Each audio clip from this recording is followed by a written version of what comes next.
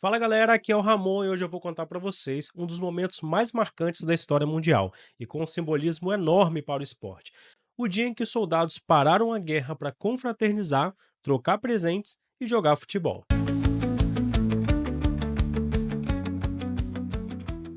Para entender como que o futebol entrou no campo de batalha, a gente precisa voltar um pouco no tempo. A Europa vivia um clima tenso, alianças militares se formando, um sentimento de nacionalismo inflamado e dois grandes blocos de países se encarando de longe.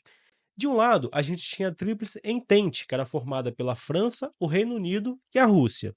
Do outro, a Tríplice Aliança, formada pela Alemanha, o Império Austro-Húngaro e a Itália. Vários acontecimentos aumentaram a tensão entre esses países, mas o estopim mesmo veio quando o arquiduque Francisco Ferdinando, herdeiro do Império Austro-Húngaro, e a sua esposa foram assassinados por um nacionalista sérvio na cidade de Sarajevo. Em resposta, a Áustria-Hungria declarou guerra à Sérvia e, em julho de 1914, a guerra começou.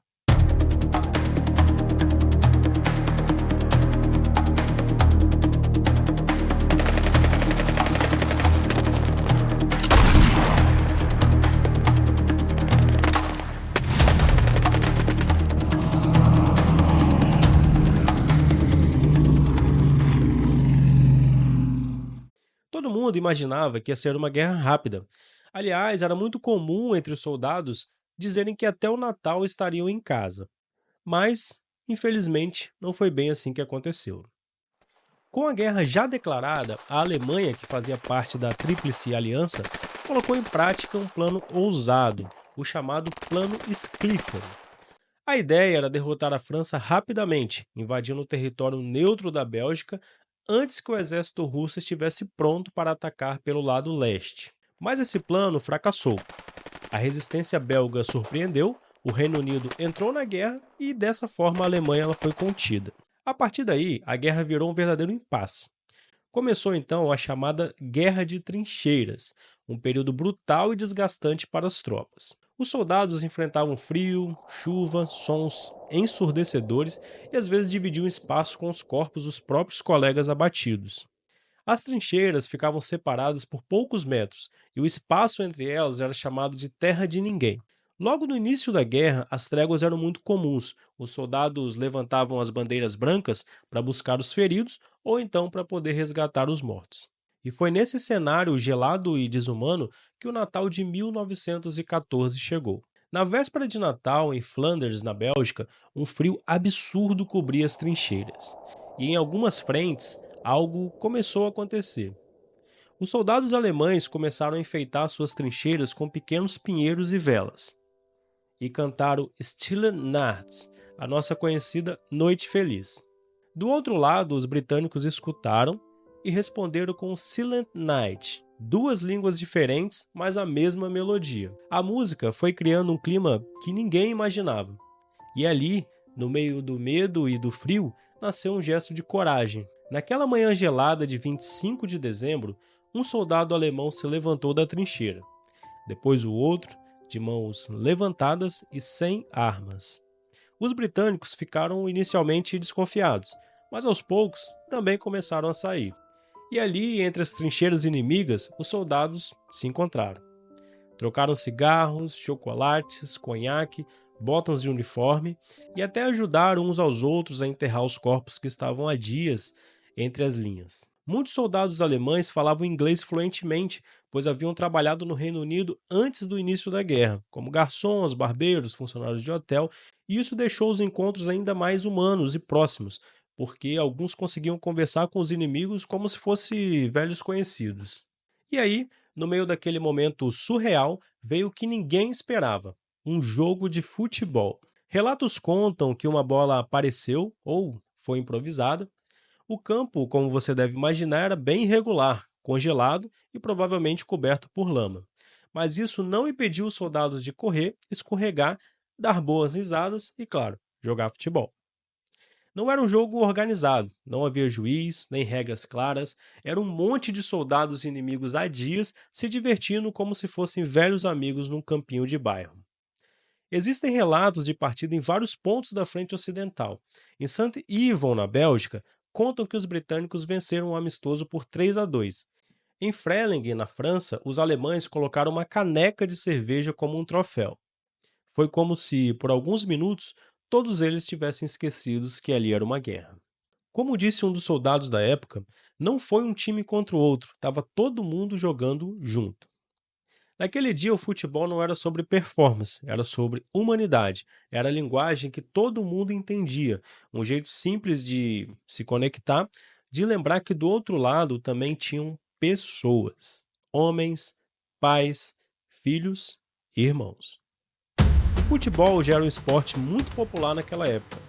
No Reino Unido, a Football Association existia desde 1863, já a FIFA existia desde 1904, e muitos jogadores estavam na guerra. Inclusive, existiam batalhões inteiros formados exclusivamente por atletas profissionais. Mano, dá pra imaginar os jogadores das seleções da Alemanha e da Inglaterra hoje em dia entrando na guerra? O fato curioso é que a FA Cup, a Copa da Inglaterra, não foi suspensa durante os primeiros meses da guerra. A temporada de 1914 a 1915 rolou normal e o campeão foi o Sheffield United, que venceu o Chelsea por 3-0 na final. No contexto da guerra, o futebol, o esporte como um todo, era incentivado por vários motivos. Mantinha os soldados em forma, estimulava o espírito de equipe, além de ser uma ferramenta forte de propaganda e de recrutamento. Tem até um pôster de novembro de 1914 que traz um apelo direto. Bons esportistas, venham lutar ao lado dos bons esportistas que já estão bravamente batalhando pela Grã-Bretanha. Mas, infelizmente, a trégua não durou muito tempo, e nem aconteceu em todos os lugares. Teve frentes que continuaram lutando e houve até baixas no próprio dia 25 de Natal. Em alguns pontos, os combates voltaram já no dia 26, em outros, a paz durou até a virada do ano. Mas os altos comandantes não gostaram nada daquilo. A ideia de ver o inimigo como ser humano era perigosa. Eles sabiam que depois disso tudo seria muito mais difícil convencer os soldados a voltar a matar. Por isso, depois de 1914, os comandantes proibiram qualquer tipo de confraternização parecida. Mesmo assim, ainda existiram alguns episódios isolados, breves tréguas informais, onde os soldados pararam os ataques por conta própria.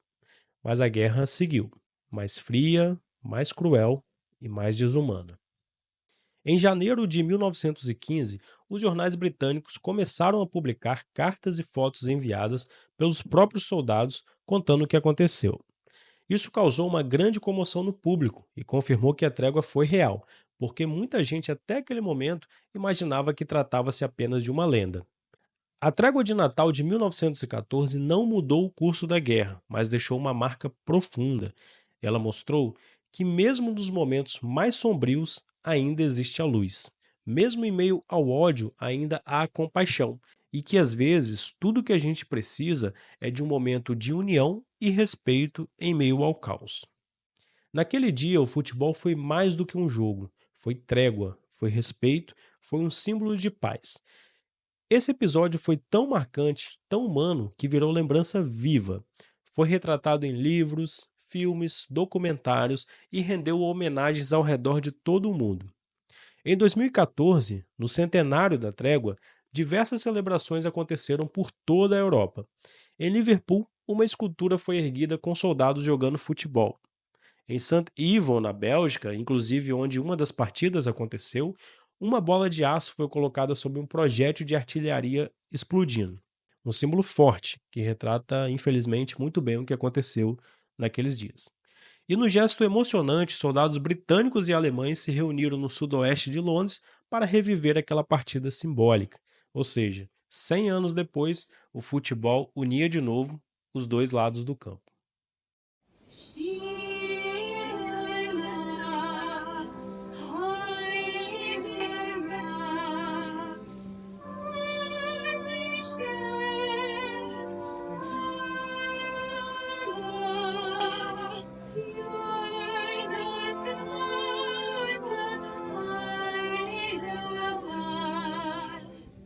Então é isso, meus amigos. O que você achou dessa história? Você já conhecia? Escreva nos comentários a sua opinião.